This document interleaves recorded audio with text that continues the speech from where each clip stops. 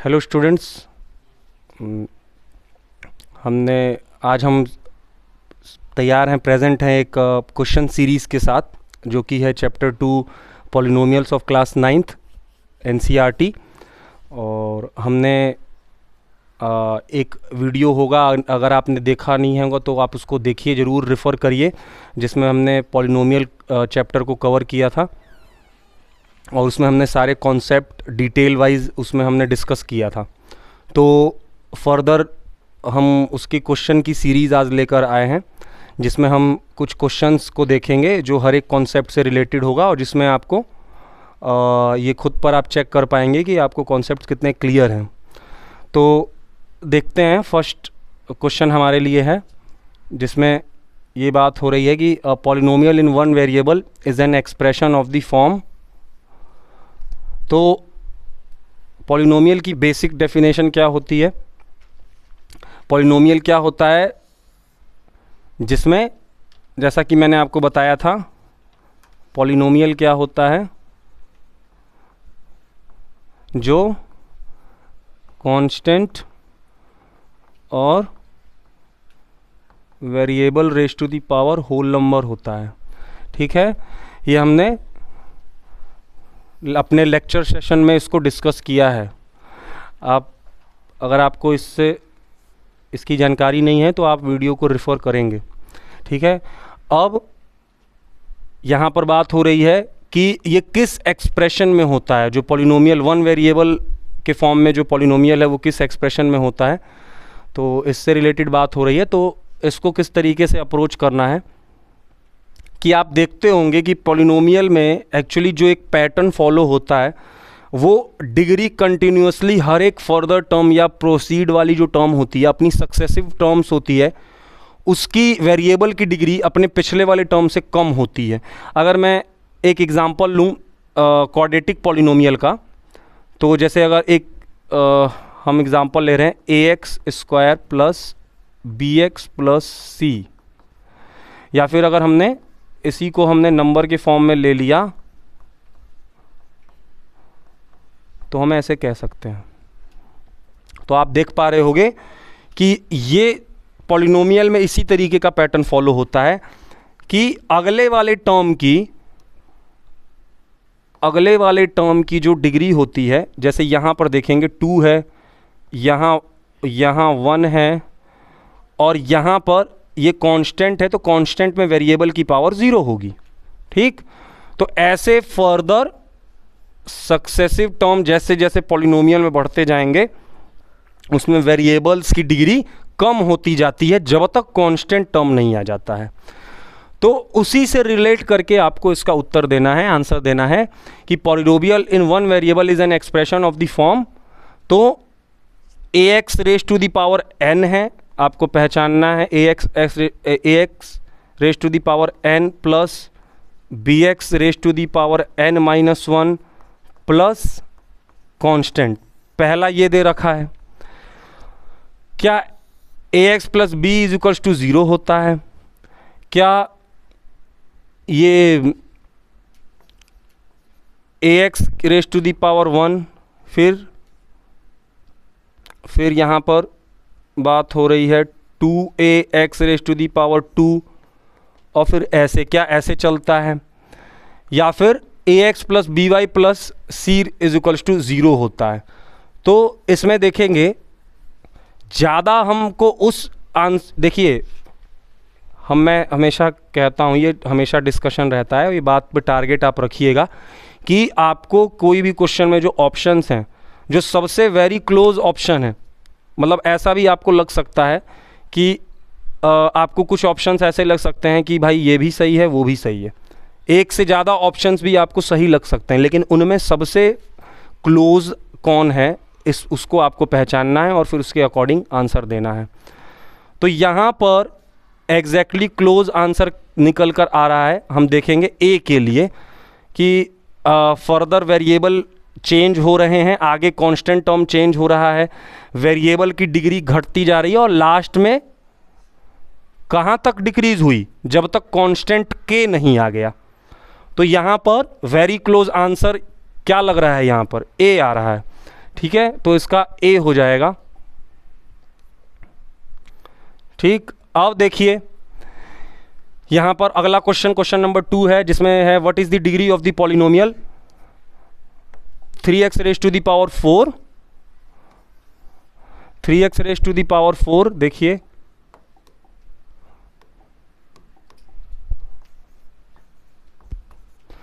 और फिर यहां माइनस है, सॉरी, -5x क्यूब और 2x square plus 7x plus 9। तो ये एक पॉलिनोमियल दिया आपको x वेरिएबल में, आपको बोल रहा है इसमें डिग्री क्या है। ये बताइए डिग्री क्या होती है बच्चों? डिग्री किसी भी पॉलिनोमियल की उसमें वेरिएबल की हाईएस्ट पावर होती है। हमने आपको बताया था लेक्चर सेशन में कि कोई भी पॉलिनोमियल की डिग्री क्या कहलाती है, वो पॉलिनोमियल जिस भी वेरिएबल में होगा तो उस वेरिएबल की सबसे हाईएस्ट पावर कहाँ पे दिख रही है आपको, वही उस पॉलिनोमियल के लिए डिग्री हो जाएगी। तो यहाँ पर पॉलिनोमियल इन x है, ये पूरा पॉलिनोमियल x वेरिएबल में है और x की सबसे हाईएस्ट पावर यहाँ दिख रही है। तो हमारे लिए इस पॉलिनोमियल का डिग्री हो जाएगा, सॉरी 4 हो जाएगा। इस पॉलिनोमियल के लिए हमारी डिग्री हो जाएगी 4। ठीक है, तो ये 4 is the correct answer for this question. Next, proceed to the next. Which of the following is a quadratic polynomial. तो हमने टाइप्स ऑफ पॉलिनोमियल पढ़े थे on the basis of number of terms and on the basis of degree. तो जो हमने polynomial का categorisation किया था डिग्री के आधार पर, वहाँ पे हमने बताया था ऐसा पॉलिनोमियल जिसकी डिग्री 1 होती है उसको लीनियर बोलते हैं, ऐसा पॉलिनोमियल जिसकी डिग्री 2 होती है उसको क्वाड्रेटिक बोलते हैं, जिसकी 3 होती है उसको क्यूबिक बोलते हैं। तो कह रहा है विच of the following is a quadratic polynomial. तो आप चेक कर लो कि किस पॉलिनोमियल में डिग्री 2 है। तो यहाँ देख रहे हैं कि 3x + 4 है, तो यहाँ तो डिग्री 1 है, इसके लिए तो डिग्री 1 आ रही है। फिर यहाँ पर 2x स्क्वायर माइनस 3x + 1, यहाँ डिग्री 2 है बच्चों। लेकिन फिर भी एक बार और ऑप्शंस को भी देखेंगे हम। यहाँ पर x³ + 2x + 3, यहाँ तो डिग्री 3 निकल कर आ रही है। और यहाँ पर 5x rays to the power 4 + 7, यहाँ पर डिग्री आ रही है 4। तो अपना करेक्ट ऑप्शन होगा बी। ओके, आगे चलेंगे। The zero of the polynomial x - 5। मैंने आपको बताया था बच्चों, ये आपको हमने डिस्कस कर रखा है कि पॉलिनोमियल का ज़ीरो से क्या मतलब है, what is zeros of polynomial. तो पॉलिनोमियल के लिए ज़ीरो वो वैल्यू होती है जिसको पुटअप करने पर पॉलिनोमियल की होल वैल्यू ज़ीरो आ जाए। तो उस पर्टिकुलर वैल्यू, जैसे मान लो कोई एक पॉलिनोमियल है x वेरिएबल में, तो x की वो वैल्यू जिसको पुटअप करने पर पूरे पॉलिनोमियल की वैल्यू ज़ीरो हो जाए, तो that particular value of x is known as zero of polynomial. ठीक, तो यहाँ पर देखिए, यहाँ पर तरीका कैसे होता है, किसी भी पॉलिनोमियल का ज़ीरो आप कैसे फाइंड कर सकते हैं। उस पूरी पॉलिनोमियल की वैल्यू, वो पर्टिकुलर जो पॉलिनोमियल दिया है, अगर आपको किसी भी पॉलिनोमियल के लिए ज़ीरो निकालना है तो उस पॉलिनोमियल को, होल पॉलिनोमियल को ज़ीरो के इक्वल करके वो पॉलिनोमियल जिस भी वेरिएबल में है उस पॉलिनोमियल को ज़ीरो के इक्वल करके उस वेरिएबल की वैल्यू निकाल लो। अगर मान लो यहाँ पर पॉलिनोमियल दिया है px x - 5 और मेरे को इस पॉलिनोमियल का ज़ीरो निकालना है, तो मैं होल पॉलिनोमियल को फर्स्टली ज़ीरो के बराबर करूँगा। अब px की वैल्यू क्या है, x - 5, यहाँ से मैं x की वैल्यू निकाल लूँगा। और बच्चों ये सबके लिए वैलिड है, आपको किसी भी पॉलिनोमियल की अगर वैल्यू ज़ीरोज़ निकालना है किसी भी पॉलिनोमियल का, तो आप वो पॉलिनोमियल जिस भी वेरिएबल में है, फर्स्टली आप उस पॉलिनोमियल को ज़ीरो के इक्वल कर देंगे और उस पर्टिकुलर वैल्यू, उस पर्टिकुलर वेरिएबल की वैल्यू निकालेंगे आप, और जो वेरिएबल की वैल्यू निकल के आएगी वही उस पॉलिनोमियल के लिए ज़ीरो होगा। आप फर्दर कंफर्म भी कर सकते हैं उस वैल्यू को, फिर से आप अगेन अगर पॉलिनोमियल में पुटअप करेंगे तो पॉलिनोमियल का जो रिज़ल्ट आएगा वो ज़ीरो निकल कर आएगा। लेट्स से अगर हम इसको वेरीफाई करें कि क्या ये सही में इसको रखने के बाद पॉलिनोमियल ज़ीरो हो रहा है, तो आप चेक भी कर लेंगे। अगर आप पॉलिनोमियल में x की जगह या पॉलिनोमियल में 5 रखेंगे तो आपका 0 निकल कर आएगा। इसका मतलब this is 0 of polynomial px is equals to x minus 5। Okay, इस तरीके से आपको करना है। तो यहां पर क्या आएगा answer? 5, that is A। Okay, चले अब है आपका question number 5, that is if px is equals to 3x square minus 5x plus 2, ठीक है, 3x square minus 5x plus 2, तो कह रहा है P1 मतलब पॉलिनोमियल की वैल्यू निकालिए 1 के लिए जब वेरिएबल x की वैल्यू 1 हो। वेरी सिंपल है, 1 रख देंगे, जहाँ जहाँ x है हमको 1 पुटअप करना है तो हमारे लिए क्या आएगा? ठीक, और 3 और 2 हो जाएगा 5, और 5 माइनस 5 0। ठीक है, तो यहाँ पर क्या हम देख रहे हैं बच्चों कि जब हमने 1 पुटअप किया तो वैल्यू निकल कर आई 0। ठीक है, तो P1 के लिए 0 आएगा आंसर। अच्छा, एक बात और है, क्या हम x इज इक्वल्स टू 1 को इस पॉलिनोमियल का 0 नहीं कह सकते हैं? बिल्कुल कह सकते हैं। x is equals to 1 is 0 of polynomial. देखो, हमने जब x की वैल्यू 1 रखी तो इस पॉलिनोमियल का आंसर 0 आया। तो x इज इक्वल्स टू 1 को polynomial px is equals to इसका हम 0 कह सकते हैं। ठीक है, इसके लिए 0 नहीं होगा बच्चों, ये x इज इक्वल्स टू 1, इसके लिए 0 हम कहेंगे। ओके, कि ये 0 है, x की वैल्यू 1 0 है पॉलिनोमियल के लिए। ठीक है, चलिए अब आगे मूव कर रहे हैं। What is the remainder when this polynomial is divided by x minus 2? तो हमने आपको रिमाइंडर थ्योरम बताया था, हमने ये लेक्चर में डिस्कस किया है, आप उसको प्रोसीड कर सकते हैं। रिमाइंडर थ्योरम क्या कहती थी? रिमाइंडर थ्योरम क्या कहती है?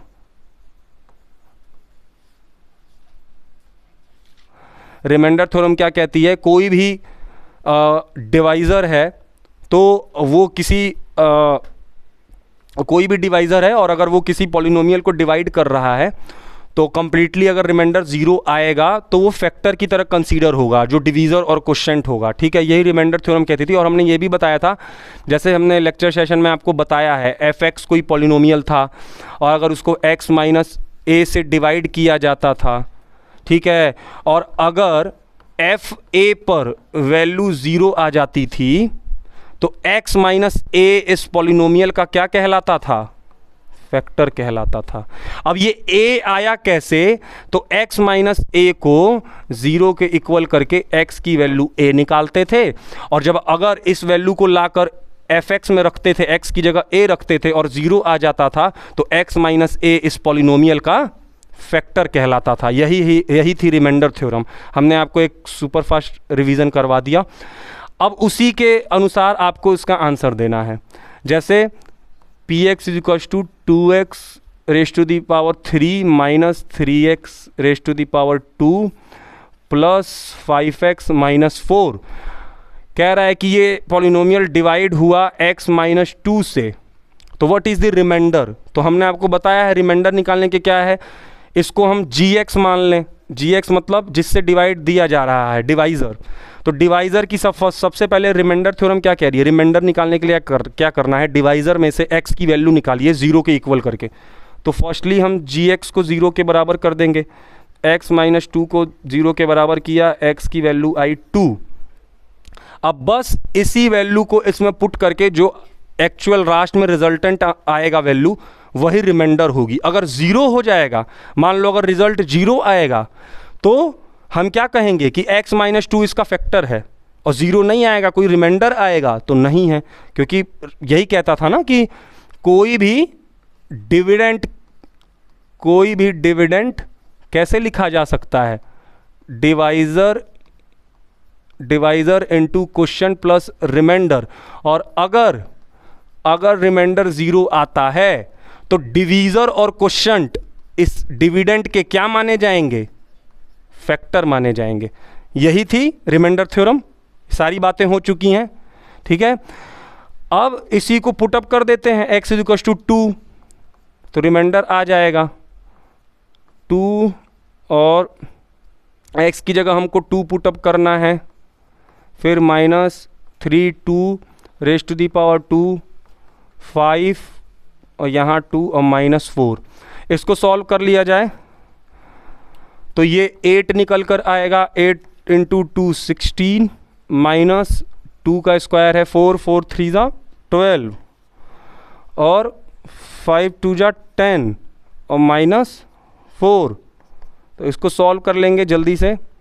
यहाँ पर -12 और -4 कितना होगा, -16 और 16 + 10 कितना होगा 26 और -12 और -4 -16, 26 में से 16 गया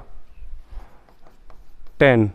ओके, एक सेकेंड हम देख लें इसमें, 10 तो ऑप्शन में नहीं, -10 है, कहीं साइन का कोई प्रॉब्लम तो नहीं है बच्चों। यहाँ 2 का क्यूब 8 2 जा 16 और यहाँ 2 2 जा 4 4 3 जा 12 -12 5 2 जा 10, ठीक है, -4। ओके, और 16 और 10 26 -12 और -4 -16, ठीक तो है। अच्छा एक बार देख लें, चेक कर ले रहा हूँ मैं इसके लिए। एक्चुअली हमको लग रहा है ये 10 है, माइनस साइन का यहाँ पे दिक्कत है। 12 निकल कर आ रहा है आंसर। एक बार फर्दर चेक कर लेते हैं बच्चों इसको। यहाँ x -2 से x की वैल्यू आई 2, ओके, और यहाँ पर जब हम 2 पुटअप कर रहे हैं क्या आ रहा है,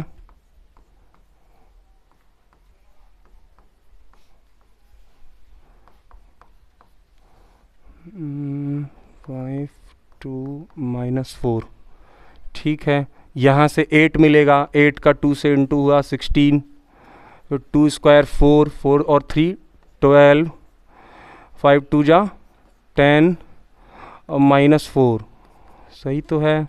16 और 10 26 और -12 और -4 -16, कितना हो गया ये,